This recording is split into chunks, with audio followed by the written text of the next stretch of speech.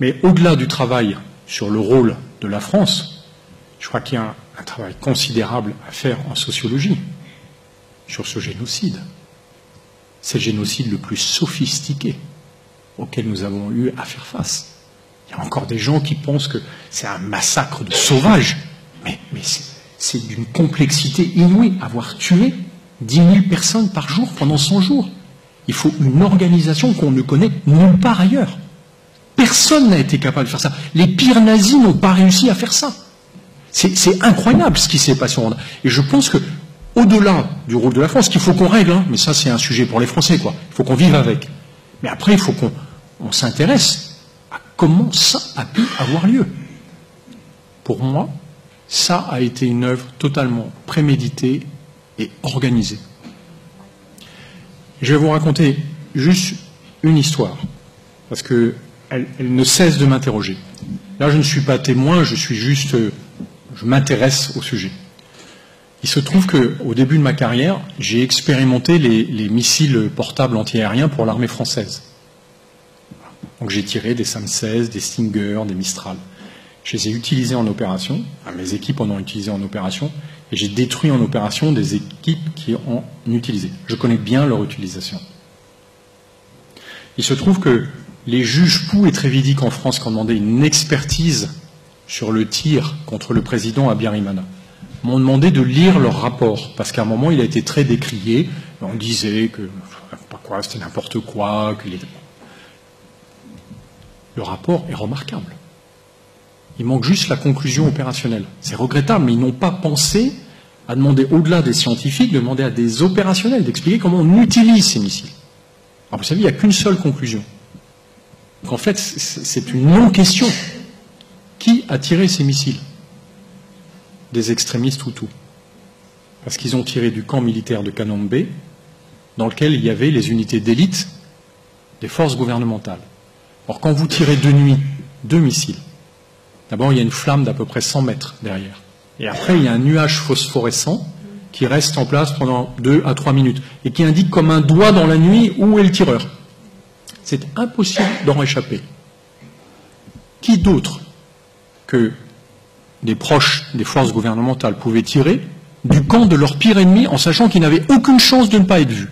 Voilà, juste, c'est un non-sens. Enfin, je veux dire, quand je vois le débat qu'il y a eu pendant 25 ans autour du sujet, excusez-moi, mais enfin, il suffit de connaître ces missiles pour savoir que les seuls qui ont pu tirer à cet endroit, ce sont des équipes proches des extrémistes Hutus.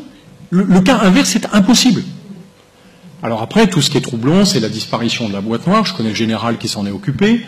Le fait que François de Grossouvre, conseiller Afrique du président de la République, se suicide le lendemain, à l'Élysée, une simple coïncidence. Voilà. Mon appréciation, mais ça n'est qu'une appréciation personnelle, c'est que les Français, au mieux, ont laissé faire l'assassinat du président Habyarimana, parce qu'à l'époque, la DGSE exerçait une surveillance extrêmement attentive sur toutes les équipes qui avaient des missiles portables. Alors un missile, contrairement à l'image qu'on peut avoir, on ne la met pas dans un sac à dos. En fait, c'est un tube de 2,50 m de long qui pèse 80 kg quand il est sous container, et quand on en apporte 4, d'autant qu'à mon avis, il venait d'Europe de l'Est avec une équipe de tireurs qui avait dû être recrutée là-bas, c'est compliqué de passer inaperçu au Rwanda. Au mieux, les autorités françaises ont été alertées, au pire, elles ont joué un rôle dans on met le feu et on va l'éteindre immédiatement.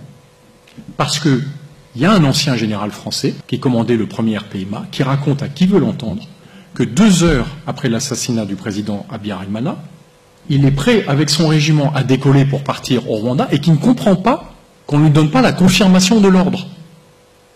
Mais toute personne qui a connu une unité militaire sait que c'est impossible d'organiser une chose pareille sans avoir été prévenu. Moi, ce que je crois, mais ça n'est que mon sentiment, c'est qu'il y a eu une faction extrémiste proche du pouvoir français qui a laissé faire, ou peut-être un peu poussé du pouce, cet assassinat, avec l'idée, non pas de déclencher un génocide, mais déclencher le chaos à Kigali, d'intervenir immédiatement pour remettre en place le gouvernement qu'on aurait choisi. Ils s'en foutent du Rwanda. D'ailleurs, ça n'a jamais été leur sujet, les Français. Le Rwanda, ils s'en tapent. Ce qu'ils n'ont pas compris, c'est qu'ils ont déclenché le dernier génocide du XXe siècle. Et quand ils s'en aperçoivent, qui peut le dire? Ah, vous savez ce qu'on a fait? En fait, on a foutu un incendie, mais en réalité, c'est les Twin Towers aux États-Unis. C'est un drame qu'on a déclenché. Et à partir de ce moment-là, s'enclenche une mécanique terrible en France. C'est celle du déni, c'est le mensonge. Qui peut reconnaître qu'il a mis le feu aux poudres? Et là, on commence à verrouiller les archives. C'est incompréhensible, une opération humanitaire.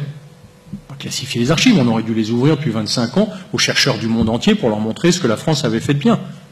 Nous avons joué un rôle terrifiant. Voilà. Mais ça n'est qu'une interprétation personnelle qui n'est étayée sur rien d'autre que ma faible connaissance de ce sujet. Je rappelle que je n'étais pas à Kigali le 6 avril. D'accord, je ne parle que de ce que les juges ont bien voulu me montrer.